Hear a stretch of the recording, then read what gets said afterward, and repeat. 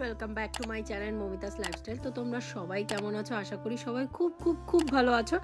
তো আজকে শেয়ার করব শিলিগুড়ি ইসকন মন্দিরের সম্বন্ধে। তো তোমরা জানো অলরেডি আগের ব্লগে আমি শেয়ার করেছি, আমরা এর আগে শিলিগুড়ির যে ইসকন মন্দির সেই গেস্ট হাউসে কিন্তু আমরা থেকেছিলাম যখন শিলিগুড়ি লাস্ট টাইম গিয়েছিলাম, কারণ আমরা একটা বিজনেস পারপাসে গিয়েছিলাম আর সেখানে যে একটা হল আছে সেখানেই কিন্তু আমাদের মিটিং ছিল, যার জন্য আমরা চুজ করেছিলাম শিলিগুড়ি ইসকন মন্দিরেই কিন্তু আমরা থাকব। যেহেতু শিলিগুড়িতে আমরা বাসে গিয়েছিলাম, বাস স্ট্যান্ড থেকে নেমে শিলিগুড়ি ইসকন মন্দিরের দূরত্ব হলো 4 কিলোমিটার। তো এটা অটো বা টোটো করেই কিন্তু আমরা যেতে পারবো। তো টোটোর ভাড়া আমাদের কাছ থেকে মেবি 200-250 নিয়েছিল, কারণ আমাদের কাছে প্রচুর লাগেজ ছিল আর আমরা 3-4-5 জন উঠেছিলাম একটা টোটোতে।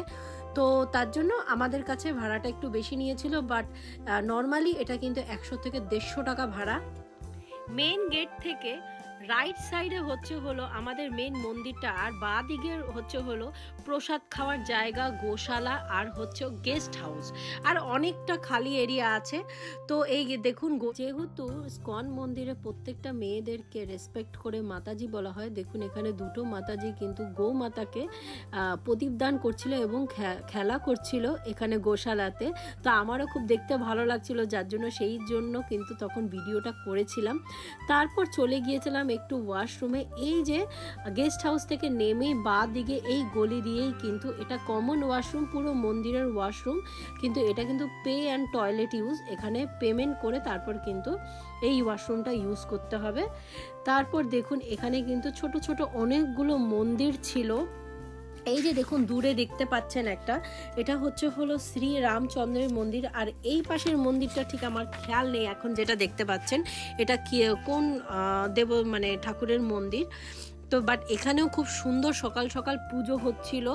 আর এই মন্দিরের একটা বিশেষত্ব আমি দেখলাম, সকাল সকাল অনেক আশেপাশের মাতাজি কিন্তু মন্দিরে চলে আসে মন্দিরের সেবা করার জন্য।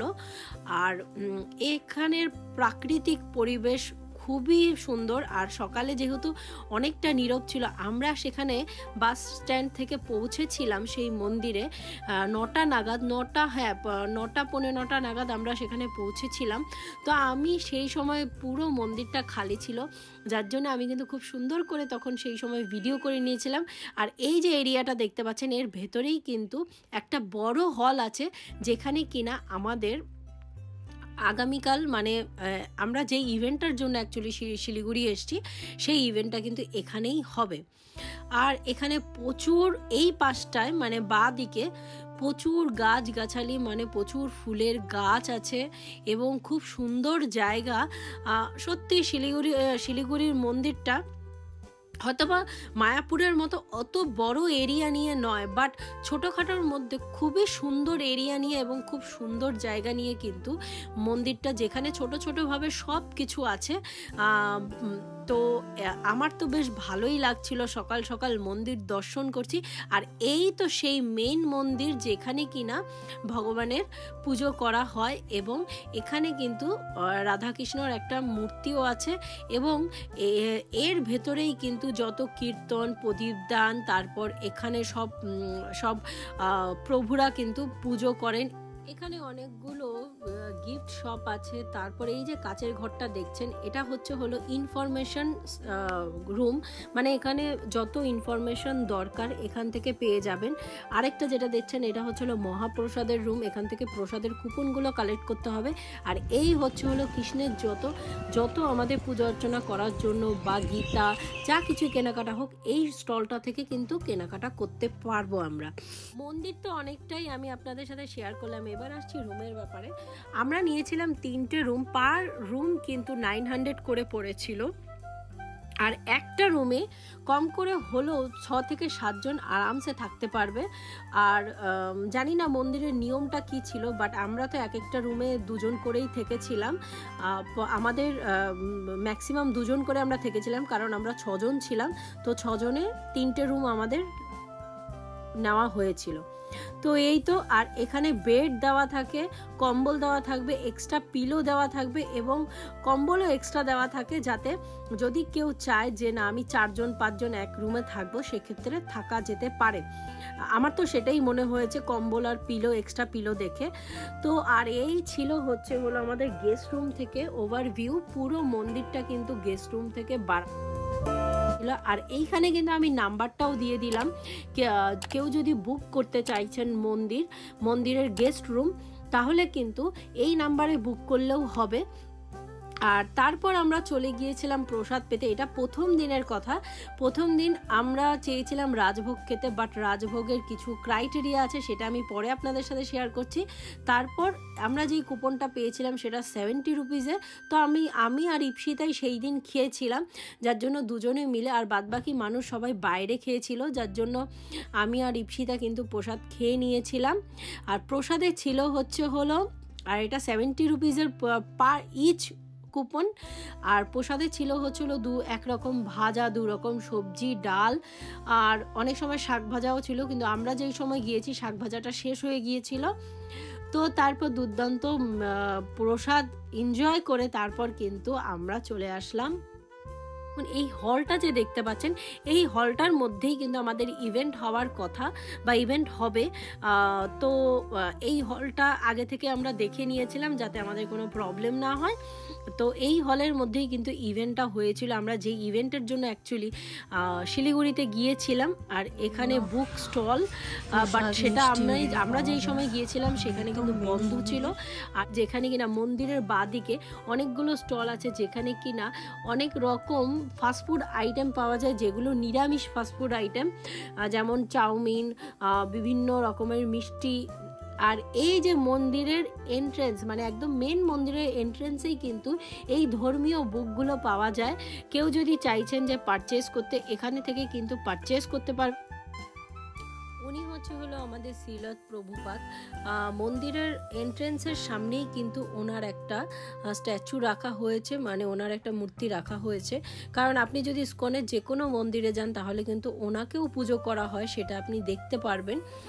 কারণ উনি কিন্তু এই ইসকন মন্দিরের ফাউন্ডার, উনি কিন্তু ওনার লাইফ উৎসর্গ করেছে আমাদের সনাতন ধর্ম প্রচারের কারণে।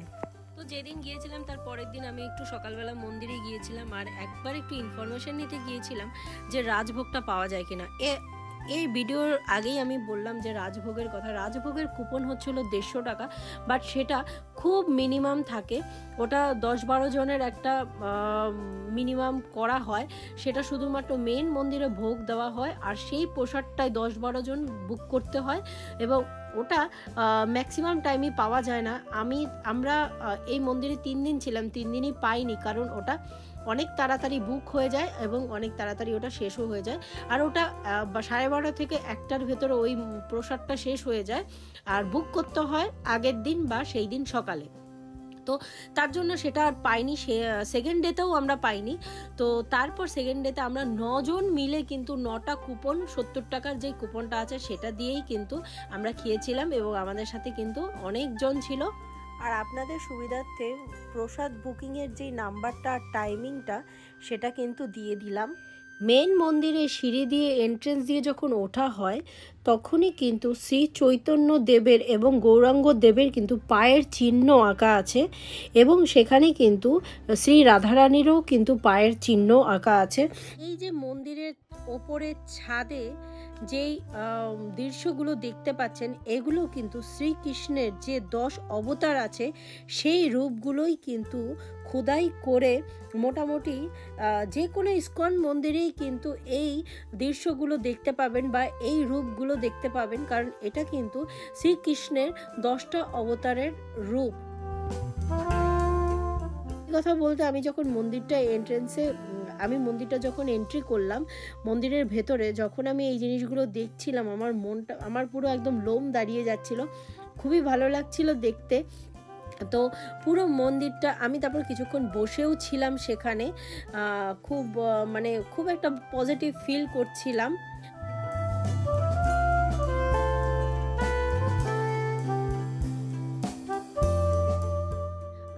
এখানে যারা প্রভুরা আছে তারা কিন্তু 3:30 নাগাদ ঘুম থেকে উঠে যায়, 4:30 নাগাদ কিন্তু এখানে মঙ্গল আরতি হয়, তারপর মঙ্গল আরতি ভোগ দান করে তারপর কিন্তু মন্দির আবার পর্দা লাগিয়ে দেয়। এই যে দেখতে পাচ্ছেন এই মন্দিরে কিন্তু পর্দা লেগে যায়, তারপর সেই পর্দা খোলা হয় হচ্ছে 8:30টার সময়। তো আমি লাকিলি 8:30টার পরেই ওখানে। তারপর সন্ধেবেলা কিন্তু আমার ইচ্ছে ছিল প্রদীপ দান দেব, প্রদীপ দান করব, কারণ সেটা আমরা যখন গিয়েছিলাম তখন ছিল দামোদর মাসে 30 দিন, কিন্তু 30 দিন থেকে মানে অলমোস্ট 1.5 মাসের মতো কিন্তু প্রদীপ দান চলতে থাকে, কার্তিক মাস দামোদর মাস। তো আমার বাড়িতে থাকতেও আমি সেই জিনিসটা করেছি, আমার মাকেও দেখেছি করতে, আমাদের বাড়িতে সবাই প্রত্যেকেই এই জিনিসটা মেনটেন করে, বাট আমি আমার নর্মাল লাইফে আমি একদমই করতে পারি না। তার জন্য যেহেতু মন্দিরে গেছি, মন্দিরে যেয়ে আমি কিন্তু প্রদীপ দান দিয়েছিলাম। তো প্রদীপ দানে শুধু আমি একা দিইনি, আমরা সবাই মিলে দিয়েছিলাম, আমরা প্রায় 4-5 জন ছিলাম, 4-5 জন মিলেই কিন্তু দিয়েছিলাম। আর এইটা যে দেখতে পাচ্ছেন এটা কিন্তু একটা ফুড স্টল, বা এখানে কিন্তু নর্মাল ধোসা পাকোড়া এইসব জিনিসগুলো কিন্তু পাওয়া যায়।